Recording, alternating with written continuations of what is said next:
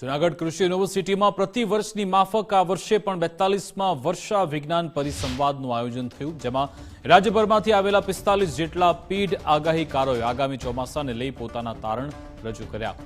આકાશી ગર્ભ, અખાત્રીજનો પવન, હોળીની જાળ, વનસ્પતિના ફેરફાર અને પક્ષીઓની ચેષ્ટા જેવા પરંપરાગત અને વૈજ્ઞાનિક પાસાઓનો ઊંડો અભ્યાસ કરી આગાહીકાર દ્વારા વર્ષે વરસાદના મિશ્ર અનુમાન વ્યક્ત કરાયા. પરિસંવાદના અંતે નીકળેલા નિષ્કર્ષ મુજબ હાજર 45 આગાહીકારમાંથી 14 આગાહીકારોએ આગામી વર્ષ ખૂબ જ સારું એટલે કે 16 આની રહેવાની આશા વ્યક્ત કરી, જ્યારે બાકીના 27 આગાહીકારોના મતે વર્ષે મધ્યમ રહેશે. જો કે અલ નીનોની સંભવિત અસર વચ્ચે બે તબક્કામાં વાવણી થવાની, નદી નાણાં છલકાવાની અને ગરમીનું જોર વધવા સાથે મોંઘવારી વધવાની પણ શક્યતા દર્શાવવામાં આવી, જ્યારે કે આ વર્ષે ચોમાસાની વિદાય 15 ઓક્ટોબરની આસપાસ થાય તેવું અનુમાન છે.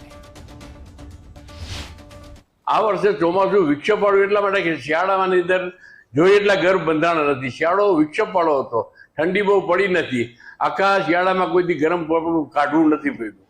એના કારણે અને ઉનાળો એટલો બધો ગરમ હાલે છે અત્યારે કે આને કારણે, અને બીજી કે જે અમેરિકા ક્લાઇમેટ એમ કહે છે કે અલ નીનોની સાચી વાત છે કે અલ નીનો એટલે સમુદ્રનું પાણી જો 28, 29, 30 સુધી ગરમ રહેતું જોઈએ જ્યાં પ્રશાંત મહાસાગરમાં, તો હંમેશા આ બાજુનું બધું વરસાદના વાદળો, વરસાદનું પ્રમાણ એ ખેંચી જાય છે.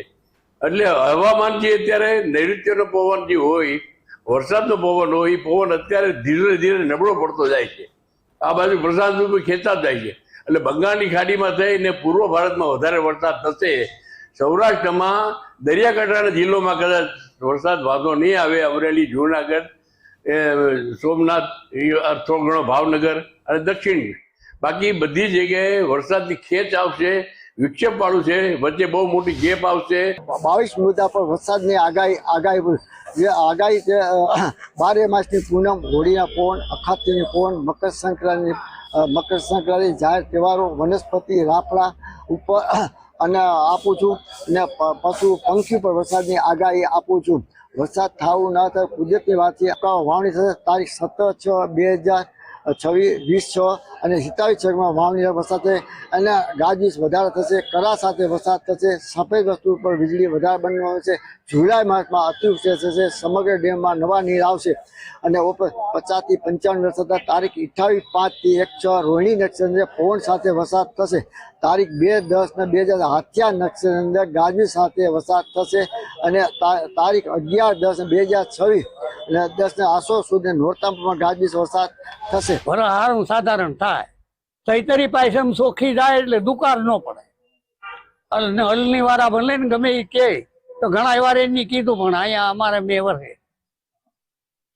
એટલે અમારી દ્રષ્ટિએ જો 10 દિવસ જૂનમાં વરસાદ થાય, 10 થી 19 જૂન સારો વરસાદ થાય, 4, 5, 6 અને 7 જૂન સારો વરસાદ થાય, 13, 23, 28, 30 જૂન થોડા જાજો વરસાદ થાય, 1 જુલાઈ સાધારણ વરસાદ થાય, 3, 4, 5 જુલાઈ નદી નાળા છલકાઈ જાય એવો વરસાદ થાય.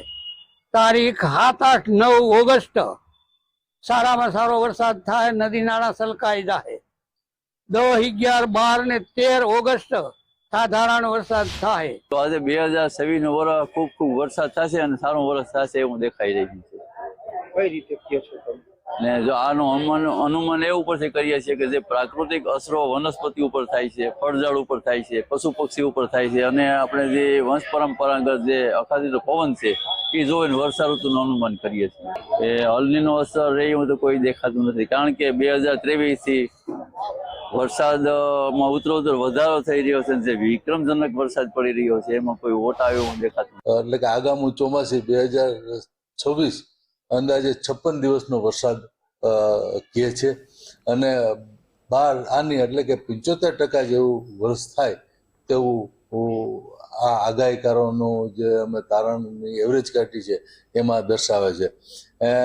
2 તબક્કામાં વાવણી થાય એવું આગાહીકારો કહે છે, જેમાં પ્રથમ વાવણી જૂનના 2જા અઠવાડિયે અને બીજી વાવણી જૂનના 4થા અઠવાડિયે થાય તેવું સંયુક્ત રીતે જોવા મળેલ છે. 14 અવલોકનો એવું કે વર્ષ સારું છે, સત્યાસવલકોનો એવું કહે છે કે વર્ષ મધ્યમ એટલે કે 10 થી 12 આની જેવું વર્ષ જોવા મળે છે.